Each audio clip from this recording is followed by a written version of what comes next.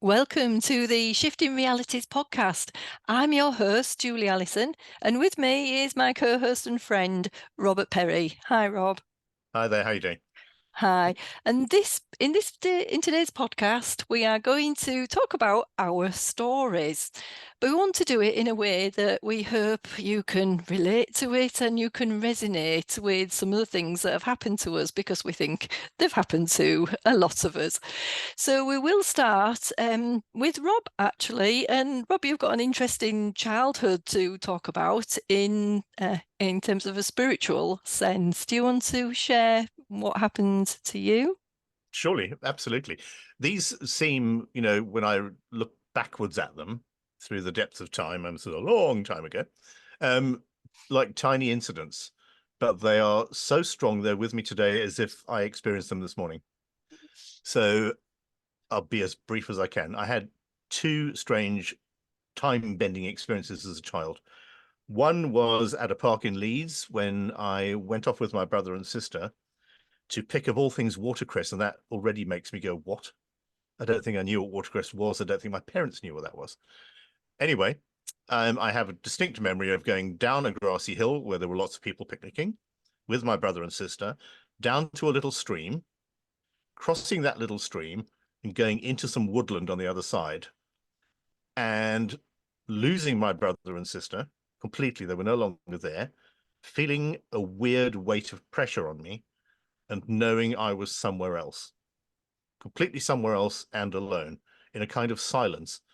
And I don't know how I came out of it at all, but I do remember being taken back to my parents crying because I'd got lost. So somehow I had gone someplace else. And I can feel it now as I talk about it. I can feel that pressure come on me. The second time was I guess I was 5 or 6, and my dad took us up a hill local to where he grew up, which I later learned had all sorts of mystic meanings in the community. Hadn't a clue about that at all. But on the way down, stopped and was fascinated by some Victorian swing chairs. Don't you remember those old amusement Oh, I do, yes. rides that Been are on sort them, of, yeah. yeah, you pull Plenty. one I've end been and on it them swings the plenty other of person. time. Yeah, Yeah, yeah. absolutely. And it was the same feeling. Again, the pressure came. Again, there was no one else there for a second. And I was just stood there in front of these Victorian swing chairs, actually wanting to play on Mm, them, mm. and came out of that being called by my mother. So the energy shifted again. And of course, they weren't there. There was nothing there. And it was many, many years later, maybe only 15 years ago, that I read up on that hill and discovered there had, in fact, been swing chairs there, but they'd been taken away in the 40s. So that was long before I got there. Wow, So that was I had a fascinating, Rob. time bend or a dimension bend or both bend. I don't Yeah, know. So those sort of introduced me to the fact that the world is yeah. not as it seems. Mm, mm. And like all kids, I learned that that was nonsense, and I just squashed it. Ah, you know, yes, very, very interesting. Yeah, yeah, yeah, just disconnected from it all. That's absolutely, an yeah. interesting story. I Yeah, yeah, like a lot of people. Yeah. indeed. I had more of those experiences as well. I would often walk home from school, for example, as a kid. Um, a number of times I would completely not walk home, but I would get home. And I never knew what was going on, but Mm, I would leave school to a certain point. But thereafter, I would have absolutely nothing until I walked into our driveway. So something bent again. yes, yeah. Strangest things, and these are little things, and you don't understand them. And in my case, you just put them away. And that's part of what I think learning our life stories is about, is that Mm, we have experiences and we have to process them somehow and not negate them. So yes. those are my childhood experiences, and I don't think you had similar as a child, but you've had certainly similar experiences. Yeah, mine, my sort of spiritual path and journey and the beginning of the journey really started very early 30s. Um, and I had we're trying for a baby with me and my husband, and couldn't. It wasn't happening, and we were diagnosed with, of all the things, unexplained infertility. Wow, where do you go from there? If it's unexplained, it just means there's nothing wrong with us, and yet why Mm, couldn't we get pregnant? And so that actually led me on the path, and we all know this in this day and age, we know now that it's our soul that led us there. But I went down the path of, what can I do? What alternative medicine, what alternative healing is there? So I would go to acupuncture, massage, or auricular healing, all sorts of things I went to, kinesiology, and that got me introduced to all the different ways of healing. I have to say, nothing actually worked, but that's a different story. But what it led me to is I decided just to have a little bit of a break from the worry about it, and decided to go on a training course in beauty, because I'd always wanted to do that, and it was on offer at my local college. So I went on the beauty course, and all of that was okay. Did beauty for a few years, but the following year, this more significant aspect of my spiritual path, I decided to enroll on the massage course. Just part of the beauty, never saw anything of it, never really thought it's not something I wanted to do when I grew up. And I met a dear friend who is still a dear friend to this day, who on the massage course introduced me to even more things natural. She talked to me about Reiki, and at that time I'd never heard of it. So that embarked me on the path of starting to train in these alternative healings. So things like, with Reiki, I trained up to Reiki 3, so the master practitioner level. When I did my massage on that course, it was the first time somebody had said, "You're really good at that, Julie, aren't you? You're just a natural in massage and in what you're doing." Because I'd also, when I was a child, I was very much felt the odd one out, felt very weird. Don't know why. Couldn't put my finger on it. At school, a so-called friend had turned against me. Well, I've healed it all now, and so that's all right. But just to put it into context, they would say things to other people about me. So basically, I walked around the school and took lessons on my own for the majority of the time. So couldn't wait to leave school. So got no qualification. So was very disappointed. Very disappointing thing to have with with parents, etc. But as it happened, I did the physical aspect of what you need to do, what you need to do in terms of taking action. I learnt all the taking action long before the spiritual side of things came through, and I just got a 2-1 honours degree when in my 20s. Just went ahead, very hard work, but just went and did it just to prove it to myself and everybody. So moving back to the massage side and being very good at it, I have now been a massage therapist for 20 years. And moving forward to about 2015, when I was massaging, and when you're massaging and love what you're doing, you get into an energy that's, we'll class it as a theta. Your brainwave goes into theta mode, and you're in a nice darkened space, nice dark area. And one day, as I was massaging, I happened to see this row plate structure, and it felt attached to my client and then went into the ether. This is all in my mind's eye as I was working on the client. And ultimately, what this meant was, it was the first time I'd seen a cord attached to a contract, etc., source contract, etc.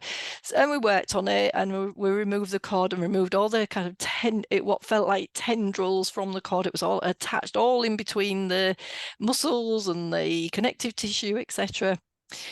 And so I wanted to learn more about this. What I've since seen when you go into this state of mind is, on a client, I'll see geometry whirling around in about an inch above the client's skin. And what I realize is there's geometry going through the air, and everything's made of geometry. And you see that when you get into a certain brainwave state. So that's, that's a lot of what's happened to me. Moving towards the spiritual side, Rob, when I also worked in an office for many years until 2014, but when I used to walk home from work, I once was walking home, and I just suddenly heard what I thought was behind me, Julie, Julie. I looked behind me and there was nobody there. And then it dawned on me, I realised that it was in my head. It was actually coming from the back of my head. And that again led me into the path of more working with communications with guides. And I found a mentor to help me and work with me along the path of, those few years until I started working with my clients. So it's been, fascinating to, it almost felt like a slow journey for us both at that time.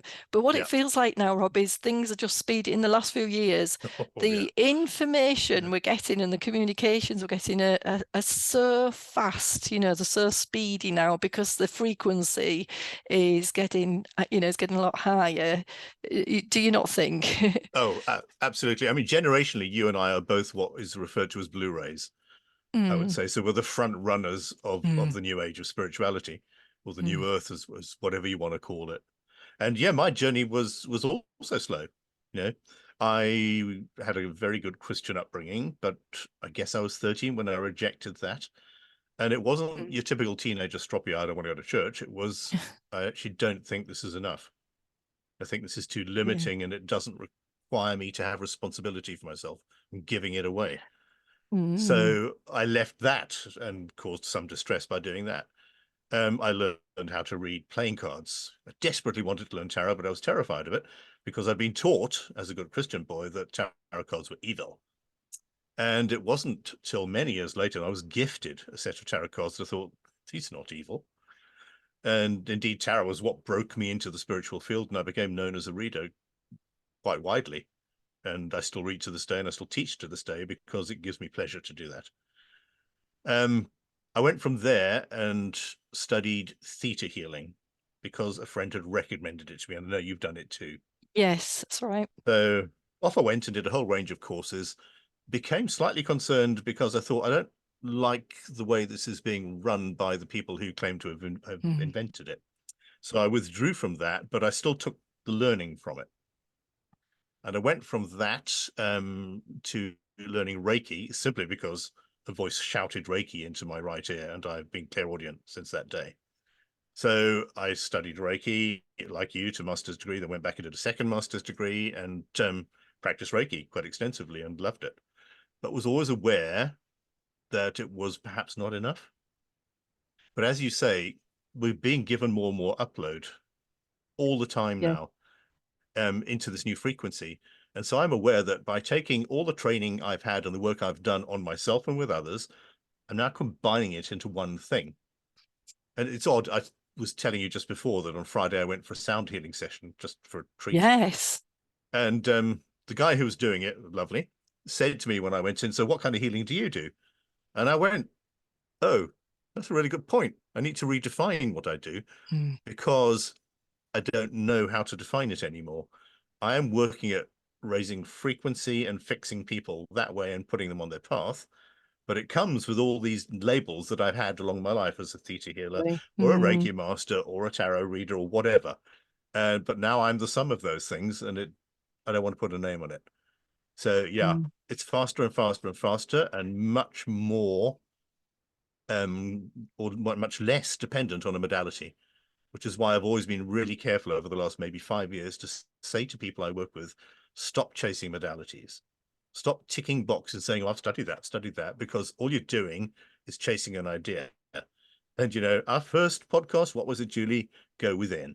Go within. It That's is right. about finding the solution within Mm, yourself. mm. Doesn't mean you can't find people to help you get there. But stop being slavish about following things that are buzzy at the time.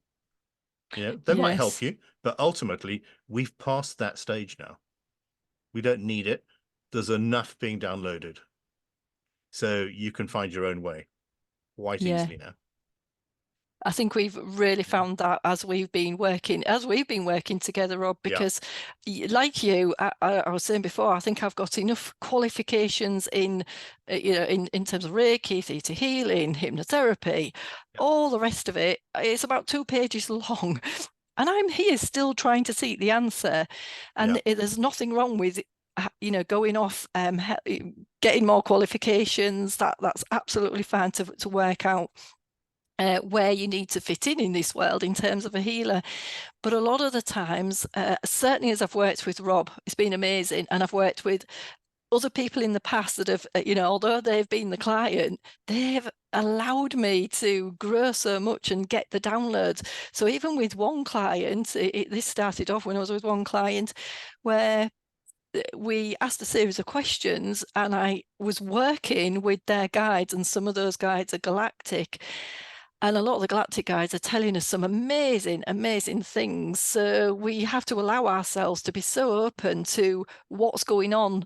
I'm going to say within, because we wouldn't be able to connect with those guides if we didn't go within and understand what's going on, in our space, in our own universe, in our head, if you want to call it, and our heart and our soul. But I learned about the ways of the universe. The very first thing I got taught from those guides were there is a beginning and there's an end and there's a cycle, but the cycle just keeps going. And then you go to the next beginning and the next end. So there never is a beginning and an end, but there is a beginning and an end.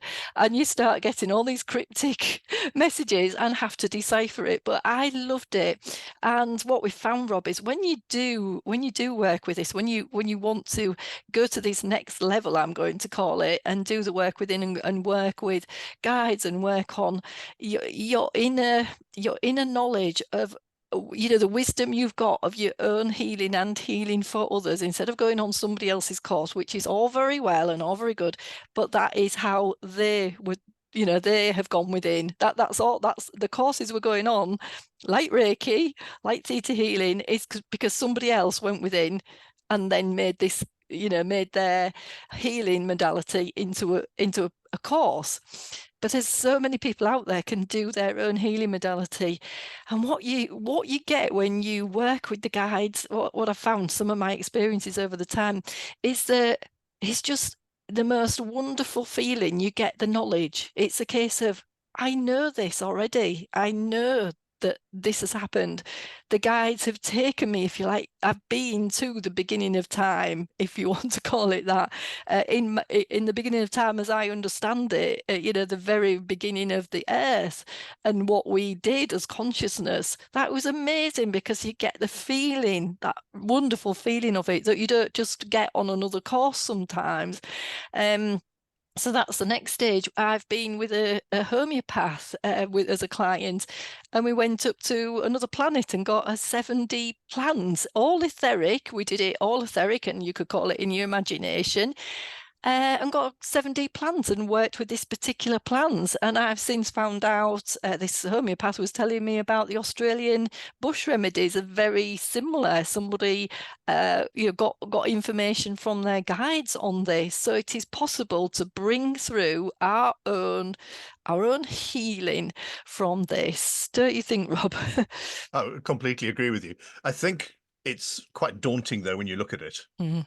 And if you haven't been on a similar journey to ours, you look at this and you hear us talking perhaps, and you think, oh, how do I do it? And I guess that's where you and I come in. We help you find yourself. Yeah. We don't teach you another modality. And I think people are a little scared.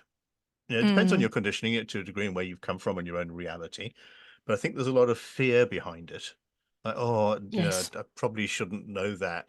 And this seems too much. And you just have to work against the fear. And sometimes work with the fear and recognize it, that it's a vulnerability you have and you can overcome it. Yes, I would also say work with the fear to understand it. A lot of it is conditioning, isn't it? Is people putting the fear of God into you, and there's no such thing as in what we've, we are the God code inside of us. And so again, you're going to be getting, because the frequencies are going so much higher, you're probably going to be getting so much more information, and you will be getting information guided, whether it's from your higher self or guides. And this is where, just as Rob said, there is no need to be in fear of everything. You work through it. That's what we're here for. Myself and Rob, we've just been experienced. Well, mine's new-ish in the last few years.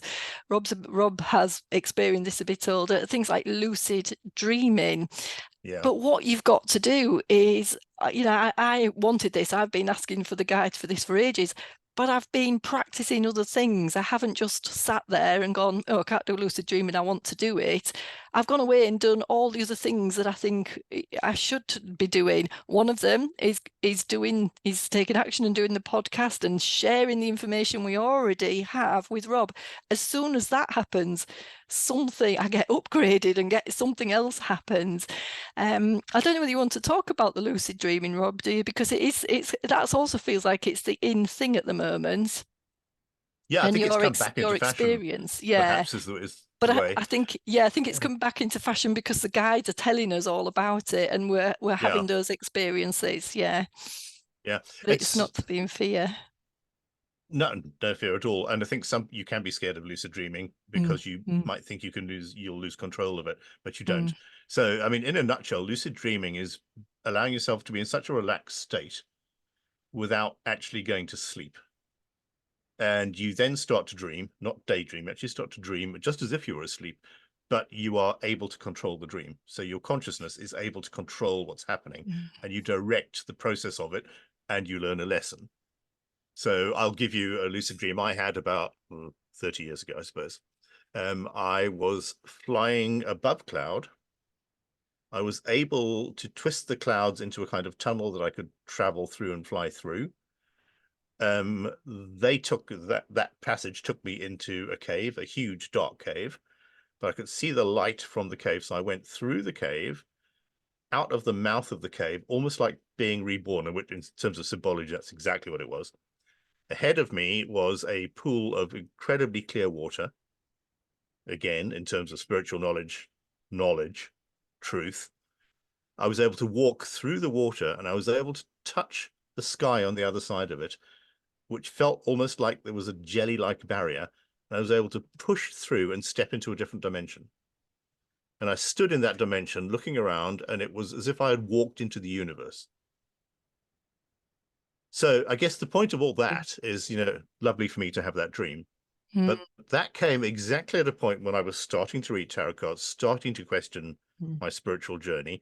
And it was telling me, you can dictate your own journey, you can rebirth yourself, and you can learn how to get through dimensions and work with dimensions.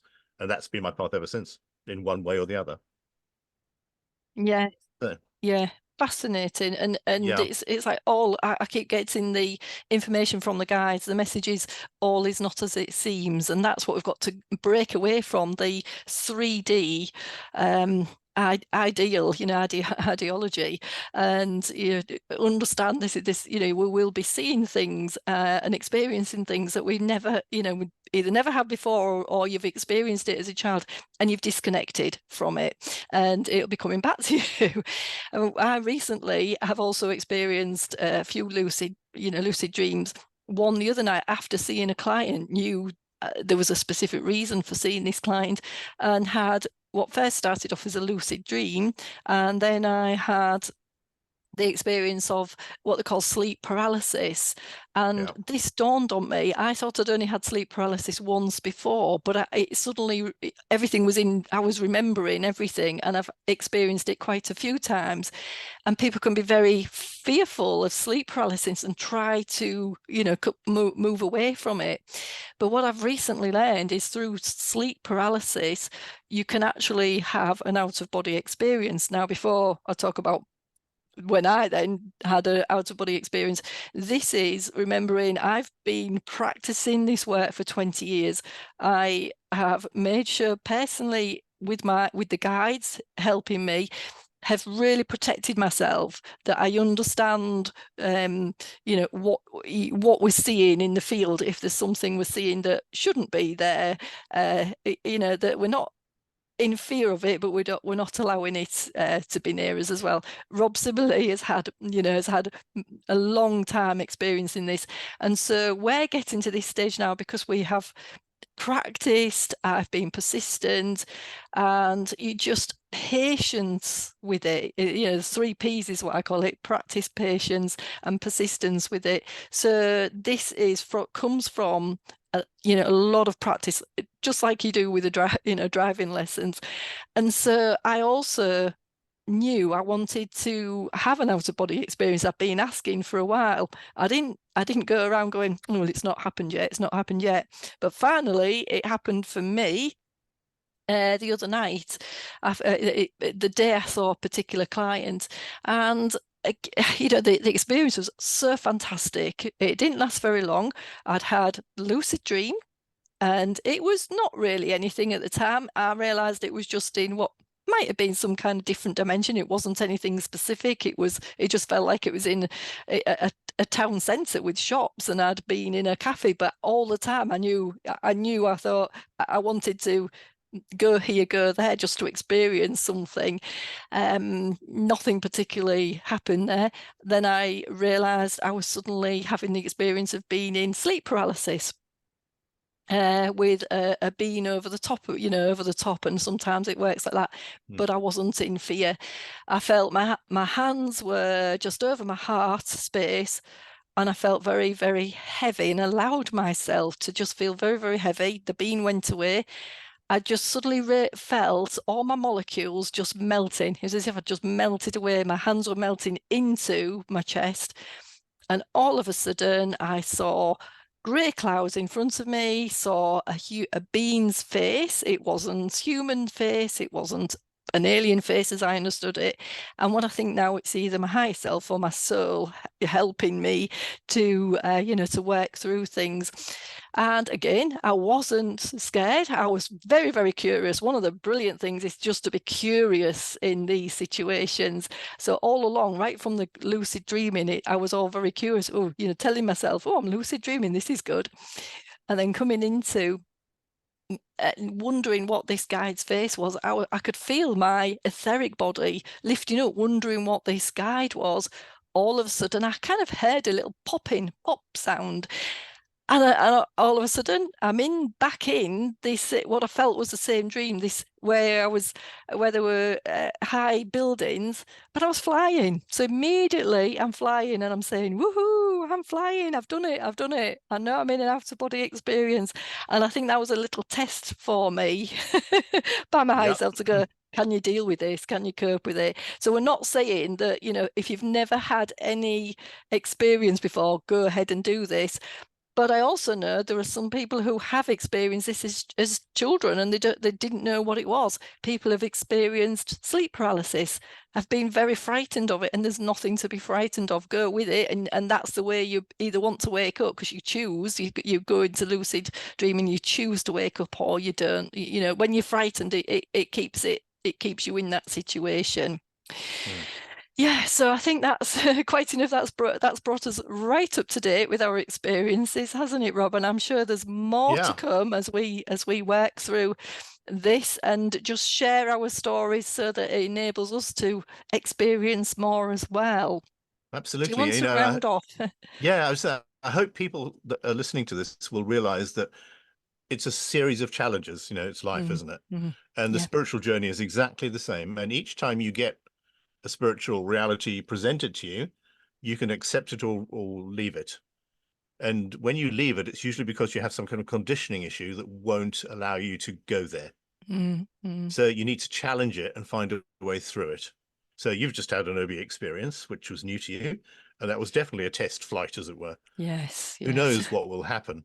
But the more we get downloads and the more our frequency changes, it's just quicker and quicker and quicker and easier and less challenging, but it's work. Yeah, you have to put some effort. You have to do, take action in both ways. You've got to walk the walk, and just doesn't happen. Exactly. So to anybody out there, put in the work on yourself, and know that that's an investment. It's not wasted time, it's an investment. Yes. Yeah. Even if you think nothing's happening at the time, just leave it open. Leave that. Just go, oh, nothing's happened, but it will do. That's absolutely fine. Yep. And absolutely. Start to keep continue. Be persistent in it until you want it. And you don't just want lucid dreaming for the sake of it. There's a bit more to it, which we can go into another time. But it is all around the learning and how we can use it for healing. All of these things that are happening, let's call it spiritually, really is a way of starting to understand ourselves in every way. Healing is about everything from the physical aspect to being our sovereign and true self. Yeah, no disconnect to any part of us.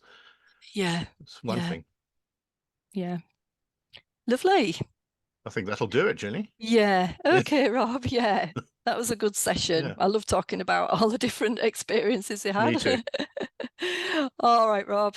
That's a wrap for this podcast, and we'll look forward to seeing everybody and talking to between myself and Rob next week. So if you want to ask any questions or anything you want to hear about that we can do in another podcast, please let us know. Enjoy. Bye for now. Bye now.